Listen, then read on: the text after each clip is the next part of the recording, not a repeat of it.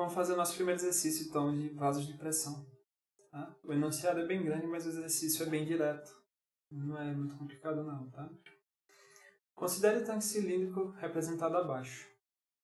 O corpo cilíndrico é fabricado a partir de uma placa de aço de 9,5 mm de espessura por soldagem ao longo de uma hélice que forma 25 graus com um plano transversal. Ou seja, traduzindo, né, a gente tem um tanque cilíndrico que é formado por uma placa que é torcida e soldada, de modo que a solda fica a 25 graus em relação a um eixo, em relação a um plano transversal. Então esse ângulo aqui é 25 graus, certo? Já está mostrado aqui. Para uma pressão manométrica de 1,2 MPa, determine a tensão a tensão normal máxima, né? E a tensão de cisalhamento máxima nas tampas esféricas. Tá? E as tensões nas direções paralela e perpendicular à solda. Ou seja, seriam as tensões nessa e nessa direção. Considere a espessura das tampas T igual a 8 mm. Tenta fazer aí essa questão, tenta encontrar, né? Então, são duas coisas que a questão pede. Ele pede para determinar a tensão normal máxima e a tensão de cisalhamento máxima na esfera, bem como as tensões normais de cisalhamento na solda, para esses diferentes planos aqui. Tenta resolver aí. Primeiramente para as esferas, tá? O sigma máximo vai ser as tensões principais, que a gente já viu que é PR sobre 2T. Então, se a gente substituir a pressão, o raio a gente calcula vai ser essa distância aqui sobre 2 menos a espessura da esfera, né? Que a gente pega aquele raio interno. Como é um vaso de paredes finas, né? Se não colocasse o 8 aqui, a gente ia ter um resultado parecido, certo?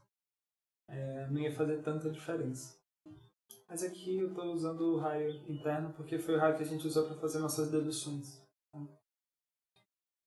Então, se a gente olhasse nossa esferinha, né?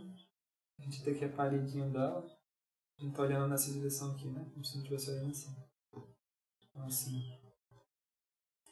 Então, essa paredinha aqui tem 8, né, de espessura. Essa distância aqui até a parede externa vai ser esse carinha aqui sobre 2. Então, se a gente diminuir, a gente pega essa distância aqui, né?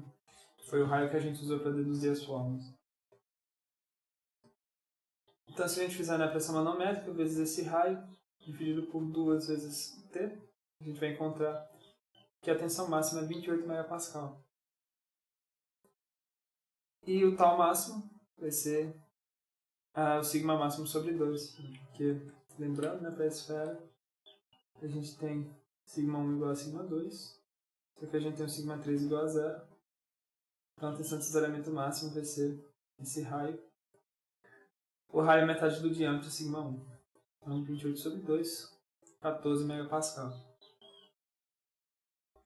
Para o cilindro agora, a gente calcula as tensões principais, sigma 1 e sigma 2.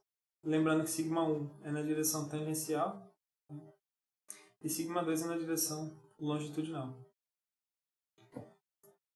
Para calcular sigma 1, a gente faz PR sobre T. Lembrando que R vai ser, então, metade dessa distância menos a espessura da placa, a espessura 9,5.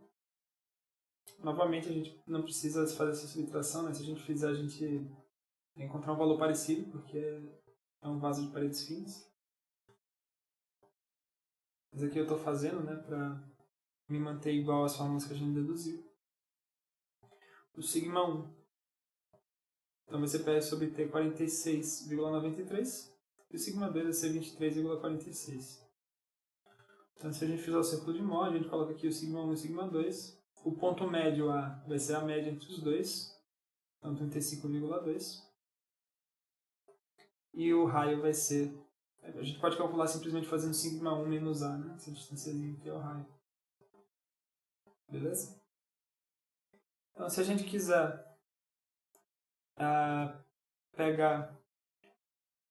encontrar as tensões nessa direção aqui, observando essa direção aqui, né? Tudo que a gente precisa fazer é pegar a direção horizontal. Na direção horizontal a gente tem σ2, certo? Que é a tensão longitudinal. E se a gente girar 25 graus, a gente cai nesse plano que a gente quer observar. Ou seja, no ciclo de Moore a gente tem que andar 50 graus aqui, né? Se a gente quiser cair nesse plano aqui tangencial, a gente vira mais 90 graus, né? A gente poderia virar 180 graus aqui no ciclo, né? Que seria 90 graus na referência. Ou simplesmente a gente pode pegar aqui a nossa direção tangencial e fazer essa inclinação aqui, né, para o nosso novo sistema de referência. Lembrando que na direção tangencial a gente tem σ1. Se a gente rotaciona 25 graus aqui, ou seja, 50 graus no ciclo de Moore, a gente vai obter o ponto em que a gente pode calcular as tensões normais de cisalhamento.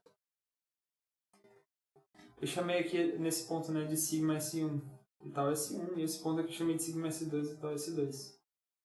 Então, o tal S1 é fácil de calcular, vai ser simplesmente essa alturinha aqui, que vai ser o raio vezes seno θ. E o sigma S1 vai ser A mais essa distânciazinha aqui. E essa distância vai ser R cosseno θ. Então, A mais R cosseno 50 graus. Eu falei θ, mas seria 2θ, né? Então, R seno de 50 graus